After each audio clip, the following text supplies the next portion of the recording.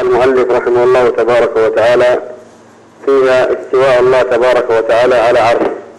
ذكر المؤلف من أجل أن يثبت استواء الله تبارك وتعالى على عرشه، يريد أن يرد على الذين ينفون ذلك أو يؤولونه ويحرفونه. فذكر قول الأولى جل وعلا الرحمن على العرش استوى، يقول في 7 مواضع، ثم ذكر هذه المواضع. الله سبحانه وتعالى أثبت لنفسه الاستواء على عرشه في 7 مواضع في القرآن. أولها في سورة الأعراف، في قول الله جل وعلا إن ربكم الله الذي خلق السماوات والأرض في 6 أيام ثم استوى على العرش. فالله تبارك وتعالى خلق السماوات والأرض وما فيها وما عليها في 6 أيام، أولها يوم السبت وآخرها يوم الجمعة، 4 أيام للأرض ويومان للسماء، كما ذكر الله تبارك وتعالى ذلك في سورة فصلت. وهنا إن ربكم الله الذي خلق السماوات ثم استوى على العرش.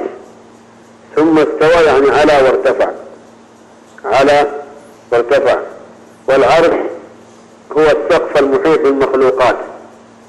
العرش هو السقف المحيط بالمخلوقات، ولا يعلم مادة خلق هذا العرش، ما نعرف من أي شيء خلق، لم يخبرنا الله عز وجل ولم يخبرنا بذلك النبي عليه الصلاة والسلام. وهو أكبر المخلوقات التي نعرفها، أكبر المخلوقات التي أخبرنا بها هو العرش. والعرش في اللغة هو السرير الذي يختص به الملك، السرير الذي يختص به الملك يسمى عرش الملك. وبالتالي في اللغة العربية عندما يقال عرش يعني أنه سرير عظيم ولا نظير له. وكلما كان الملك أشد تعظيما وأشد ملكا ومكانة كان عرشه أشد فخامة. فإذا كان هذا في ملوك الدنيا فكيف بالله عز وجل سبحانه. وأما معنى الاستواء فالسلف الصالح ورد عنهم تفسير الاستواء في 4 معاني: العلو والارتفاع والصعود والاستقرار، ولم يذكروا خلاف هذا. يعني قالوا استوى بمعنى على، قالوا بمعنى ارتفع، قالوا صعد، قالوا استقر. وبالتالي إذا كان السلف فسروا الاستواء بهذا فإنه يمكن أن نقول بأن الاستواء هو العلو والاستقرار، لكن لا نفسره بشيء آخر، كأن نقول هو الاستيلاء. الاستواء هو الاستيلاء، هذا غير صحيح. لم يفسر السلف الاستواء بالاستيلاء. ثم هذا فيه معنى باطل، يتضمن معنى باطل من أي ناحية؟ عندما نقول بأنه استولى الرحمن على العرش، استوى يعني استولى، كأن العرش كان هناك، كان لشخص لأحد آخر ثم الله جل وعلا غالبه واستولى عليه. هذا لا يليق. ليس هناك أحد يغالب الله عز وجل، والله ليس له شريك سبحانه. ولذلك نفسر الاستواء في اللغة بالعلو والاستقرار، هذا معنى الاستواء. أما كيف استوى الرحمن فنحن ما نتعرض كما قلنا في الصفات بالكيفيات، لأننا لا نعرف الله لم نرى الله عز وجل، وليس إلا مثيل ولا نظير. وبالتالي لا نعرف كيفية الاستواء، لكن نعرف معنى الاستواء، لأن الاستواء بلغة عربية مفهومة. فالسلف فسروا الاستواء باللغة العربية أنه العلو والاستقرار، لكن يبقى كيف استوى هذا لا يجوز لنا أن نتحدث عنه.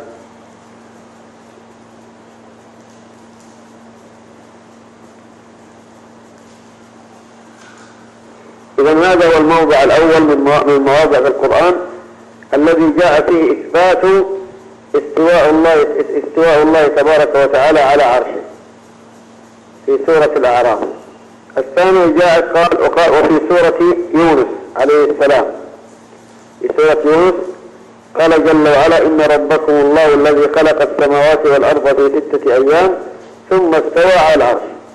إذن هي مثل الآية التي في سورة الأعراف.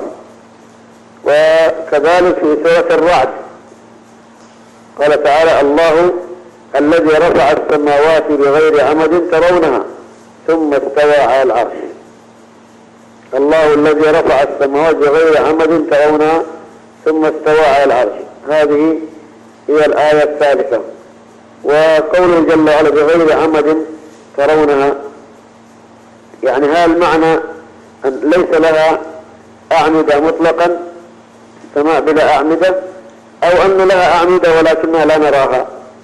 المراد هذا الله الذي رفع السماوات بغير عمد.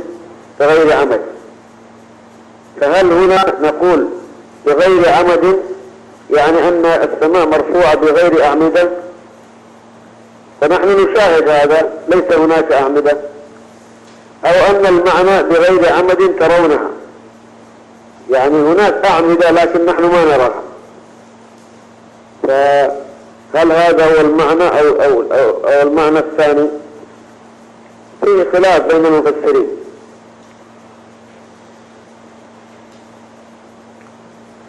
ولا شك أن المعنى المتبادر إلى الذهن أنها بغير عمد، يعني أنه ليس هناك أعمدة أصلا. وهذا لا شك أنه أعظم دلالة على قدرة الله عز وجل. السماء التي امتلأت بالملائكة والسماء العظيمة الثقيلة، ومع ذلك هي سقف وليس له أعمدة. ونحن نشاهد في الدنيا أسقف لا يمكن أن تثبت إلا بأعمدة، أسقف صغيرة وضعيفة، ومع ذلك لا يمكن أن تثبت إلا بأعمدة. فعندما نشاهد هذا الخلق العظيم بغير عمد، لا شك أن هذا يدل على عظمة الله عز وجل. فمن ذا الذي يمسك السماء أن تقع على الأرض؟ الله عز وجل، عظمة الله عز وجل. فالله سبحانه وتعالى بقوته وقدرته على كل شيء يمسك السماء أن تقع على الأرض.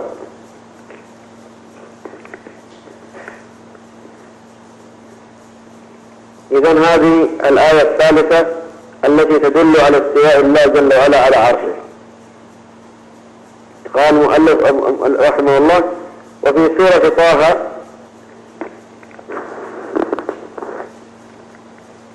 يقول تعالى: الرحمن على العرش استوى. الرحمن على العرش استوى.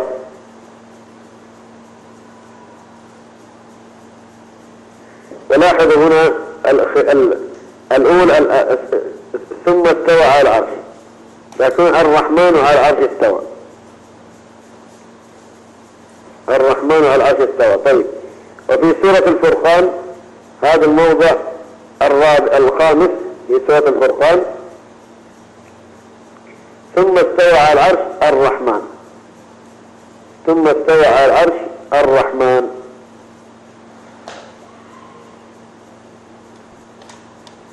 فقدم الاستواء على ثم استوى على العرش من هو الرحمن. وبالتالي إذن هنا الآيات كلها تدل على معنى واحد، وهو استواء الله تبارك وتعالى على العرش. ولماذا المؤلف رحمه الله ذكر هذه المواضع وعددها؟ ليبين أن هذا الأمر لم يذكر هكذا بدون قصد، ثم تكراره في مواضع متعددة في القرآن بدون بيان وتوضيح يدل على أنه مراد. يعني ليس إذن هو مجرد ذكر لمعلومة ليست مرادة. هو يريد الآن يرد طبعا على أهل البدع. الله يذكر هذه المعلومة في 7 مواضع من القرآن، فلو كان المعنى آخر ويختلف لماذا لم يوضحه المولى عز وجل؟ فهو جل وعلا أخبرنا بأمر يجب أن نؤمن به، حتى ولو كان مرة واحدة يجب أن نؤمن به، وأنه على الحقيقة أن الرحمن له عرش وأنه استوى على عرشه، ويبقى قضية الكيفية يجب أن نسكت عنها ولا نتكلم عن هذا.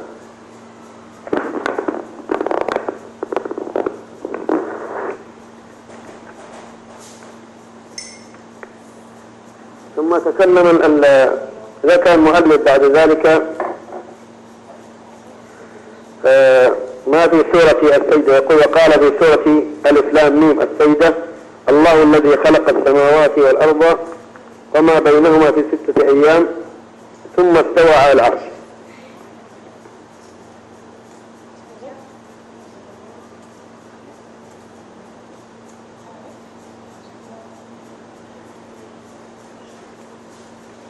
فهذه في سورة السجدة الله الذي خلق السماوات والأرض وما بينهما في 6 أيام ثم استوى على العرش. هذا الموضع السادس. والموضع السابع وقال في سورة الحديد هو الذي خلق السماوات والأرض في 6 أيام ثم استوى على العرش. إذن هذه الآيات كلها تدل على استواء الله تبارك وتعالى على عرشه.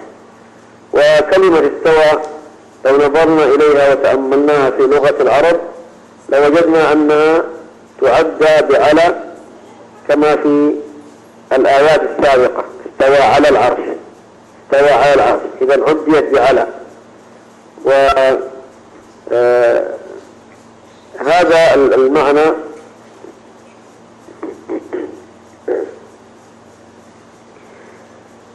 معناه العلو والارتفاع والاستقرار كما ذكرنا. وقد تعدى الاستوى تعدى بإلى كما قال جل وعلا ثم استوى إلى السماء وهي دخان ثم استوى إلى السماء. فهنا استوى إلى السماء تختلف عن استوى على السماء. فمن المفسرين من رأى ذلك وهو أنه تختلف وأن المعنى استوى إلى السماء يعني المراد به أنه قصد إليها قصدا كاملا كما ذكر ذلك ابن كثير رحمه الله تعالى بتفسيره. ومنهم من ذهب بأن استوى إلى السماء يعني هي مثل استوى على السماء، استوى على مثل استوى إلى، ولكن المعنى الذي ذكره ابن كثير رحمه الله أقوى. فإذا استوى تأتي معدى بعلى وتأتي معدى بإلى وتأتي مقرونة بالواو وتأتي مجردة. في لغة العرب تأتي مقرونة بالواو كقولهم استوى الماء والخشبة، ويعنون بذلك تساوي الماء والخشبة، استوى الماء والخشبة بمعنى تساوي. وتأتي في القرآن مجردة بغير تعدي كقوله تعالى ولما بلغ أشده واستوى، ومعنى استوى هنا يعني كمل، لما بلغ أشده واستوى يعني كمل. فهذه استوى في اللغة العربية ترد على تتعدى بهذه الأحرف. فبالتالي إذا نقول بأن الاستواء في القرآن الذي عدي بعلى وذكر فيه العرش المراد به العلو والاستقرار، العلو والاستقرار. وهذا كما قلنا فيه رد على من نفى استواء الله تبارك وتعالى على عرشه أو حرفه وأوله بأن معناه الاستيلاء كما ذكرنا، أو قال بأن المراد به هو العلو فقط، أن الله جل وعلا عال على خلقه. وكذلك ذهبوا إلى أن الله عز وجل لا يقال له أين، لا يسأل بأين، يعني الله سبحانه في كل مكان، يزعمون أن الله جل وعلا في كل مكان ولا يجوز أن نسأل بعين، ولا يجوز كذلك أن نحدد بالله تبارك وتعالى بها. فهم ذكروا ذلك بسبب مقدمات كلامية اعتقدوها، ثم فعلوا ذلك فأنكروا وحرفوا وغيروا كلام الله عز وجل. ونحن لسنا بحاجة إلى ذلك كما ذكرنا. الله جل وعلا ب7 مواضع يثبت استواء والعرش، فنحن نثبت كما أثبت الله عز وجل، ويبقى الكلام عن الكيفيات. نحن لا نتحدث عن ذلك. نقول الرحمن على العرش استوى كما قال الله عز وجل. ما معنى استوى؟ نقول معروف في اللغة العربية، معناه يطلق على كما ورد عن السلف: صعد، على، ارتفع، استقر. فنقول إذا معنى استوى يعني على وارتفع أو على واستقر، ولكن كيفية علو الله واستقراره على عرشه نحن ما نعرفه، لا نعرف ذلك. إذا المؤلف أورد هذا ردا كما قلنا على من تكلم في هذه القضية على غير الوجه الصحيح، فأراد أن ينبه إلى أن ذكر هذا الموضع في 7 مواضع في القرآن دليل على إرادة الله جل وعلا هذا الأمر، ولم يرد، وإن أكده 7 مرات، أكده 7 مرات، فشيء يتكرر 7 مرات ومع ذلك لم يذكر المراد منه، وإنما ذكر هكذا. فإذا نعرف منه أن معناه اللغوي الظاهر مراد، يبقى الكيفية لا نتكلم عنها، ولو كان لهذا معنى آخر لأخبرنا به. ثم بعد ذلك يتكلم المؤلف عن إثبات علو الله جل وعلا على مخلوقاته، وما ذكرناه سابقا من ثبوت استواء الله على عرشه دليل على ذلك. ذكرنا أن العرش هو سقف المخلوقات، إذن هو أعلى المخلوقات، وإذا كان العرش هو سقف المخلوقات إذن هو في الأعلى، وإذا كان الله جل وعلا عليه إذن معنى ذلك أن الله أعلى من كل المخلوقات. إذن ثبوت استواء الله على عرشه هو دليل من أدلة علو الله تبارك وتعالى على مخلوقاته.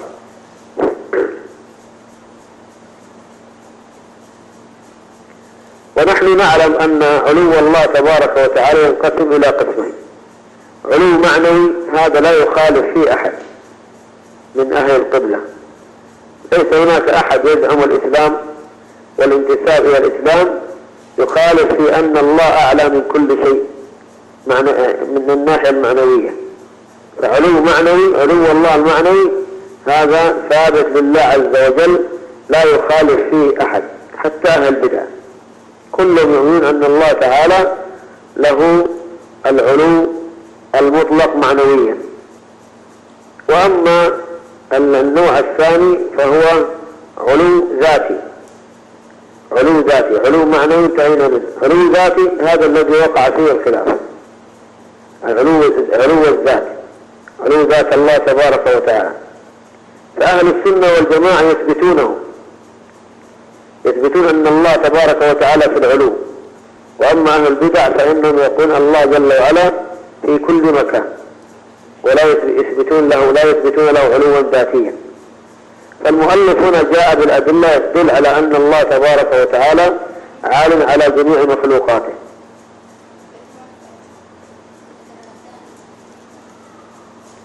فذكر قول الله عز وجل: يا عيسى إني متوفيك ورافعك إلي، إني متوفيك ورافعك إلي. فكلمة ورافعك إلي دليل على أن الله تبارك وتعالى في العلو، يعني لو كان الله عز وجل في جهة أخرى لذكر ذلك، لكن لما يقول ورافعك إلي دليل على أن الله جل وعلا في العلو. وكذلك قول مولى جل وعلا: بل رفعه الله إليه. كذلك قوله تعالى: إليه يصعد الكلم الطيب والعمل الصالح يرفعه. فالصعود والرفع دليل على العلو، إليه يصعد، الصعود يكون من أكثر إلى الأعلى، فكون إليه يصعد يعني إلى الله يصعد دليل على أن الله في العلو. والعمل الصالح يرفعه، الرفع من أكثر إلى الأعلى، هذا دليل على أن الله عز وجل في العلو. كذلك ذكر المؤلف أن فرعون وهو الذي يقول أنا ربكم الأعلى ما قال لهامان يقول يا هامان ابن لي صرحا. الصرح هو السلم الذي يصعد فيه من الأسفل إلى الأعلى. يقول يا هامان ابن لي صرحا لعلي أبلغ أسباب السماوات فأطلع. لاحظوا أسباب السماوات فأطلع إلى إله موسى وإني لأظنه كاذبا. يعني ما قال احسب لي خنادق حتى أنزل إلى الأرض أنظر إلى الله، إنما قال ابن لي صرحا. ففرعون الذي كان يقول ربكم الأعلى أعلم بالله من هؤلاء المبتدعة الضلال الذين ينفون عن الله عز وجل علو ويقولون بأن الله عز وجل ليس في العلو وإنما في كل مكان. كذلك ذكر قول المولى جل وعلا أمنتم من في السماء. أين السماء؟ السماء في اللغة كل ما علا وارتفع، كل ما علا فوقك يسمى سماء. وبالتالي إذن أمنتم من في السماء مراد بها السماء التي فوقنا، فإذا كان الله فيها إذا الله عز وجل في العلو.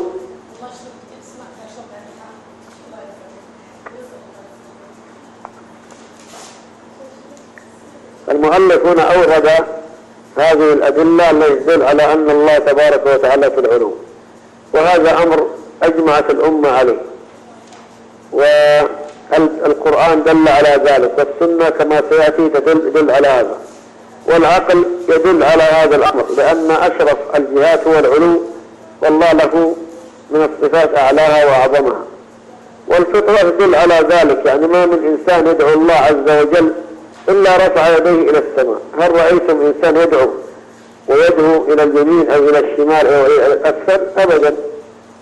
كل إنسان يدعو الله تبارك وتعالى يتوجه إلى الأعلى، مما يدل على أن الله تبارك وتعالى في العلو. فما الإشكال عند هؤلاء المبتدعة؟ لماذا لا يقولون بأن الله في العلو؟ كما قلنا هم قدموا مقدمات توهموا منها أن فيها سوء أدب مع الله عز وجل.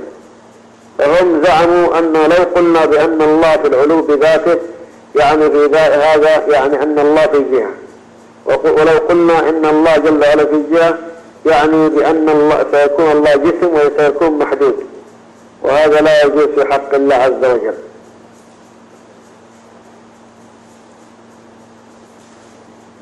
فنحن الآن نبطل دلالة النصوص. لماذا؟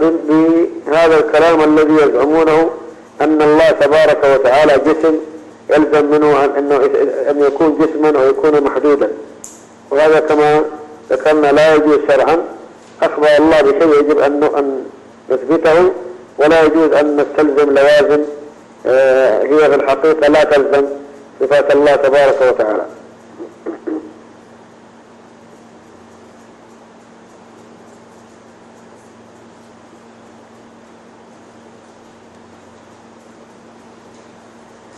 لذلك وجب أن نثبت لله تبارك وتعالى أن الله في العلو، أن الله في العلو سبحانه، وكونه جل وعلا في العلو فهو دليل على عظمته. فمع أنه في العلو إلا أنه لا يخفى عليه شيء. نحن الآن نعيش في الأسفل في الأرض، ومع ذلك لا يخفى على الله شيء، وهو العلي سبحانه، فهو قريب منا مع كونه عالٍ سبحانه وتعالى عنا.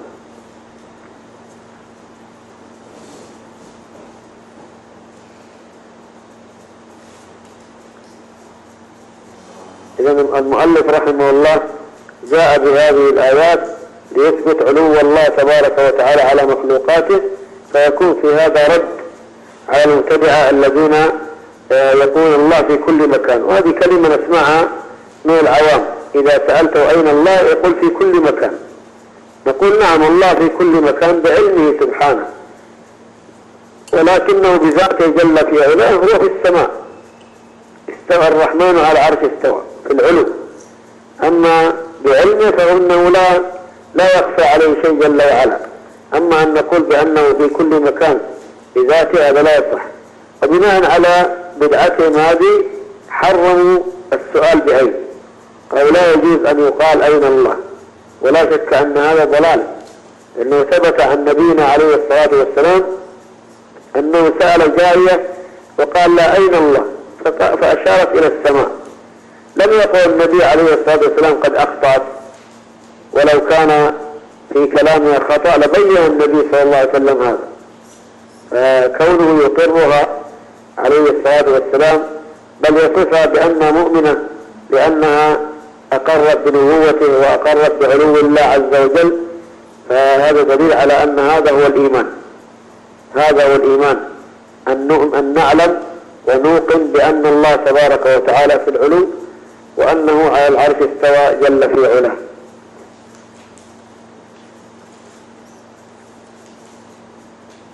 ومن زعم خلاف هذا كما قلنا فهو ضال مضل بأي حجة جاء بها مهما قال. يعني إذن هم ينفون كلام الله عز وجل ويعارضونه بمقدمات عقلية وجمل فلسفية، عبارات كلامية.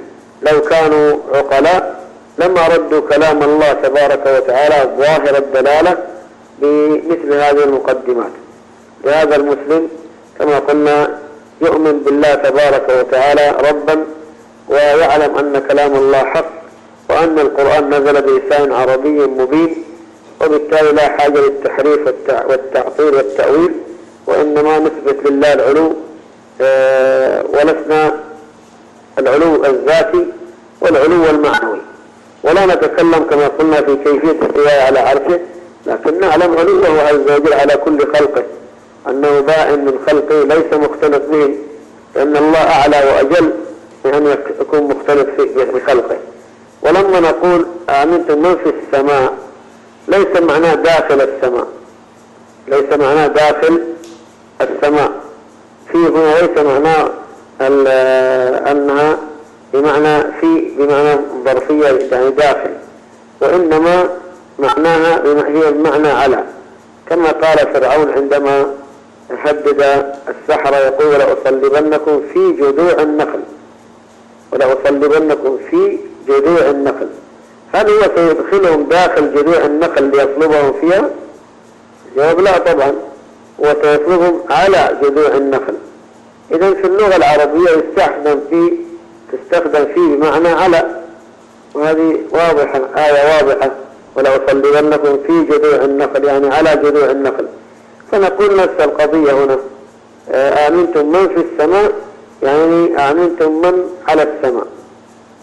لماذا قلنا ذلك؟ قلنا بأن الله قال الرحمن على العرش استوى، والسقف والعرش على السماء وليس داخل السماء، والله فوقه. إذن الله ليس داخل السماء وإنما على السماء جل في علاه.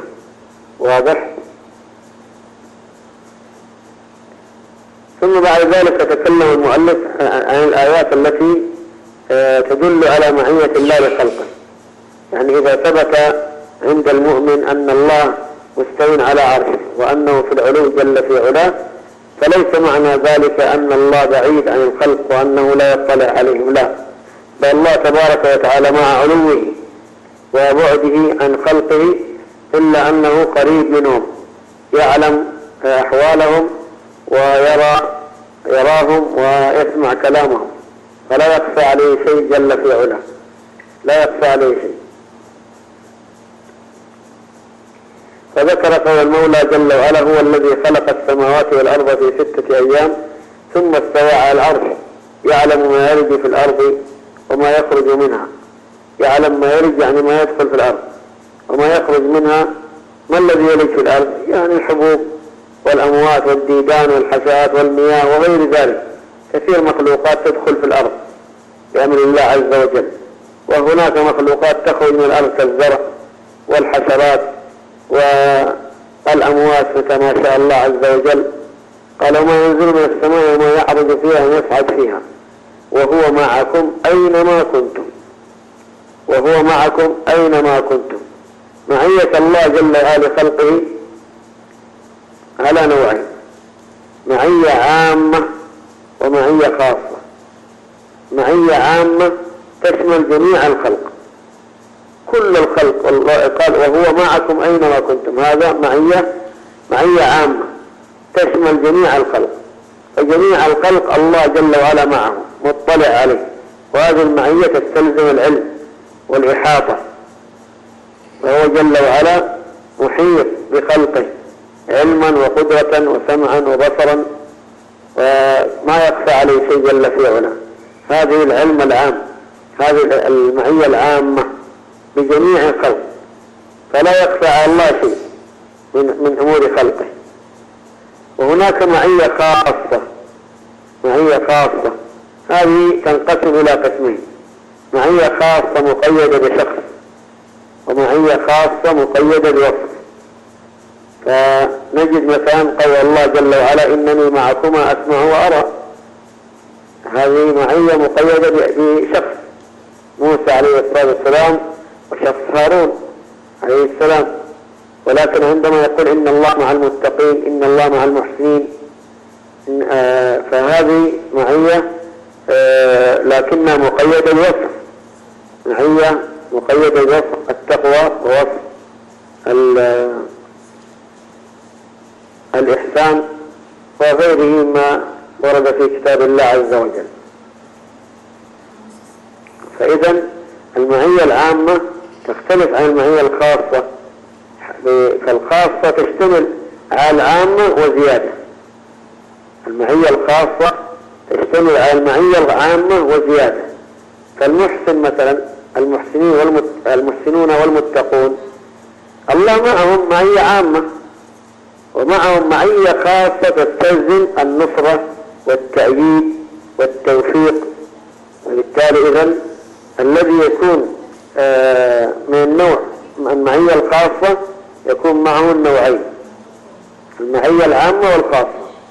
المعية العامة تستلزم الإحاطة، والله محيط بعباد المحسنين وهو معهم، يعني مؤيدهم وناصرهم وموفقهم للخيرات. وبالتالي إذن هذه معنى المعية الخاصة.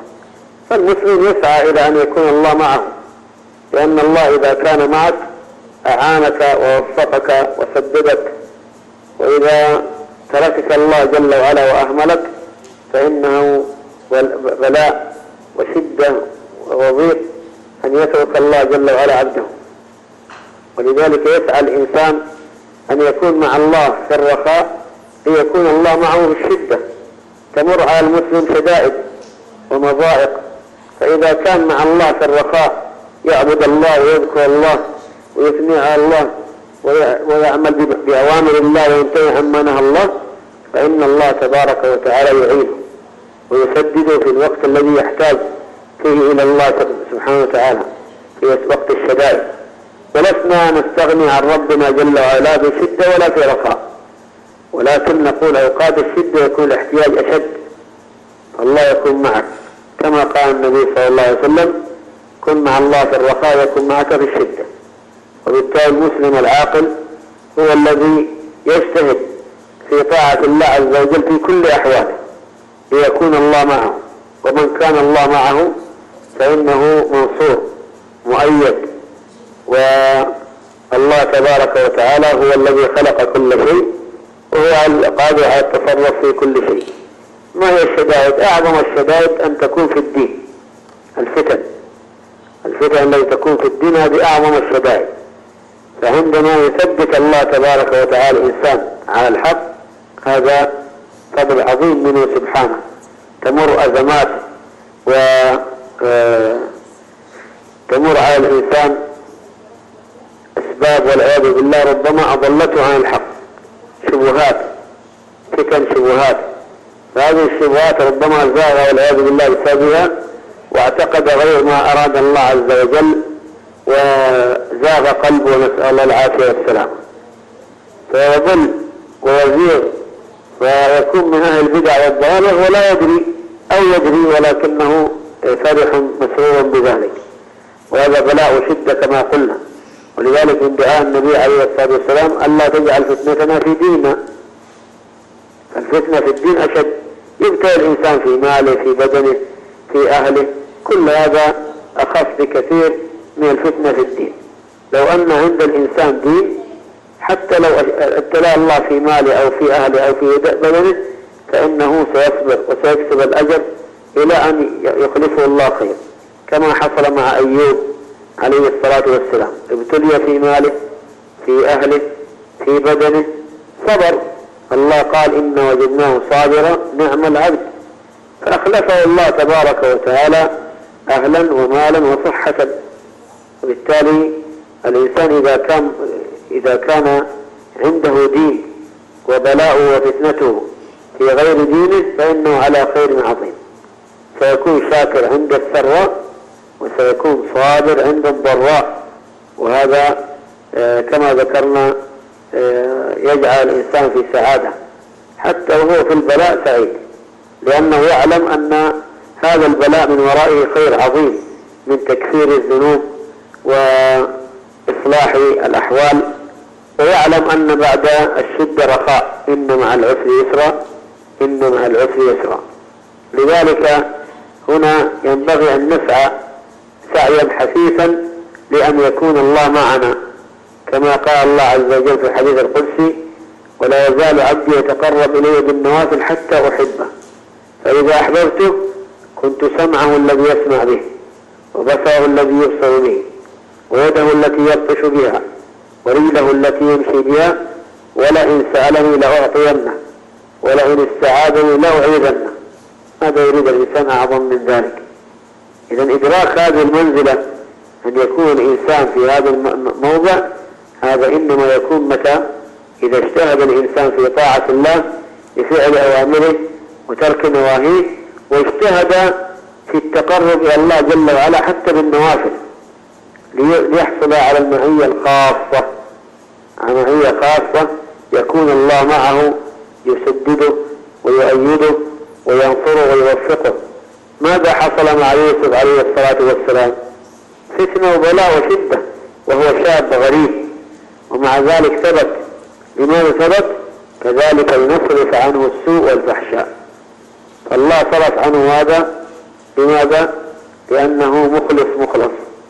وبالتالي لما كان مع الله تبارك وتعالى في الرخاء، الله تبارك وتعالى كان معه في الشدة.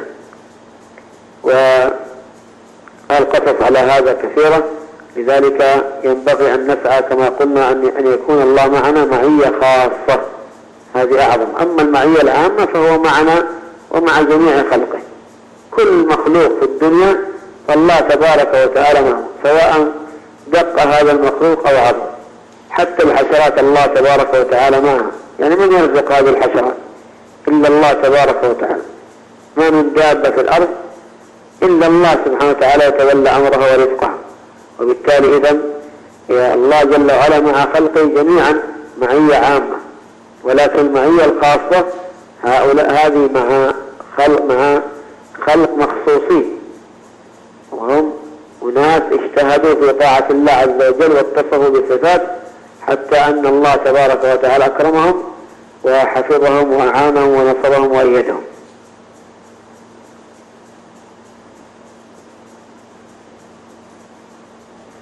ثم ذكر قول المولى عز وجل: ما يكون من نجوى ثلاثة إلا هو رابعهم، ولا خمسة إلا هو سادسهم، ولا أدنى من ذلك ولا أكثر إلا هو معهم أينما كان، ثم ينبئهم بما عملوا يوم القيامة إن الله بكل شيء عليم. إذا لاحظوا أي أشخاص أي مجموعة قلت أو كثرت يتناجون بصوت منخفض، فإن الله جل وعلا معهم يسمعهم وسوف يحاسبهم على ذلك. ولهذا قال: إلا هو معهم أينما كانوا، يعني في أي مكان كانوا، في بر أو في بحر، في مرتفع أو في منخفض، في أي مكان، أغلقوا الأبواب وسدوا النوافذ، الله جل وعلا معهم. طيب لماذا معهم؟ معية هنا معية محاسبة، يعني الله معهم ثم يحاسبهم بعد ذلك بهذا الأمر، ثم ينبئهم بما عملوا يوم القيامة إن الله بكل شيء عليم. يعني إذا الإنسان عندما يعلم أن الله مطلع عليه وأن الله معه ولا يخفى عن الله شيء، فلا يجوز له أن يعصي ربه عز وجل، يعني يغلق الأبواب والنوافذ وانصرف عن أعين الناس طيب أين عين الله عز وجل؟ لهذا المسلم العاقل هو الذي يعني يجتهد في طاعة الله في السر وفي العلن، لأنه يعلم أن الله تبارك وتعالى لا يخفى عليه شيء. وبالتالي الإنسان الذي والعياذ بالله يتخفى عن أعين الناس ويرتكب المعاصي والآثام هذا جاهل. كيف يفعل ذلك والله تبارك وتعالى مطلع عليه؟ إن كان مؤمن بأن الله مطلع عليه كيف يفعل ذلك؟ هذه من الآداب التي ينبغي أن نتأدب بها في مسألة المعية، أن نراقب الله عز وجل في السر. وإن كان المخلوقات لم يرونا واجتهدنا في التخفي عنهم فإن الله أعظم وأعلى وأجل. المخلوق لا يملك جنة ولا يملك نار، وليس بيده نفع ولا ضر، وليس بيده حياة ولا بعد ولا موت ولا نشور. الأمر إلى الله عز وجل. وبالتالي إذن نحن يجب أن نطلب ما عند الله عز وجل، ويكون خوفنا منه أعظم، حتى لو لم يرنا أحد من الناس. فإحساننا في الظاهر كإحساننا في الباطن. الظاهر والباطن يستوي عندنا لأننا نراقب الله عز وجل لا نراقب البشر. وختم الآية إن الله بكل شيء عليم، يعني يقتضي كما ذكرنا أن يكون معية الله معية علم. فكما ذكرنا الله تبارك وتعالى لا يخفى عليه شيء، هو بذاته عرش استوى، وبعلمه سبحانه لا يخفى عليه شيء. ثم ذكر قول المولى جل وعلا لا تحزن إن الله معنا. هذه قالها النبي عليه الصلاة والسلام لصاحبه ورفيقه أبي بكر الصديق رضي الله عنه في الغار. إن الله معنا بمعية خاصة، معية خاصة لمن؟ بشخص، معية خاصة مقيدة بشخص. الشخص إن الله معنا يعني مع النبي صلى الله عليه وسلم ومع صاحبه أبي بكر رضي الله عنه. ثم ذكر قول المولى جل وعلا إنني معكما أسمع وأرى. هذه أيضا معية خاصة مقيدة بشخص. ثم ذكر قول المولى جل وعلا إن الله مع الذين اتقوا والذين هم محسنون. هذه معية خاصة مقيدة بوصف، معية خاصة مقيدة بوصف. إن الله مع الذين اتقوا أي مع المتقين. فمن حقق وصف التقوى كان الله معه معية خاصة. فالذين هم محسنون كذلك من حقق وصف الإحسان كان الله تبارك وتعالى معه معية خاصة. ثم ذكر قول المولى جل وعلا واصبر إن الله مع الصابرين. هذه معية خاصة مقيدة بوصف وهو الصبر. لذلك قال المولى جل وعلا كم من فئة قليلة غلبت فئة كثيرة بإذن الله والله مع الصابرين. أيضا كذلك هذه معية خاصة مقيدة بوصف وهو الصبر. ماذا يريد المؤلف بهذا؟ كما ذكرنا يريد أن يرد على الذين أشكل عليهم هذا، فزعموا أن الله تبارك وتعالى ليس في العلو وأنه مع عباده. فقال الله في كل مكان. نقول الله جل وعلا في علوه باين عن خلقه، ومع ذلك هو قريب من عباده عز وجل. فبعلمه جل وعلا هو مع عباده، ومعيته مع عباده معية عامة ومعية خاصة. معية عامة تستلزم كما قلنا الإحاطة بالخلق علما وقدرة وسمعا وبصرا وتصرفا وعلم، ومعية عامة هذه معية عامة. ومعية خاصة تستلزم ما ذكرناه في المعية العامة بالإضافة إلى النصر والتأييد والتوفيق والتسديد منه جل في علاه. بهذا إلى هذا الحد نكتفي، نسأل الله الجميع التوفيق والسداد، وصلى الله وسلم على محمد وعلى آله وصحبه، وجزاكم الله خيرا وبارك فيكم، والسلام عليكم ورحمة الله وبركاته.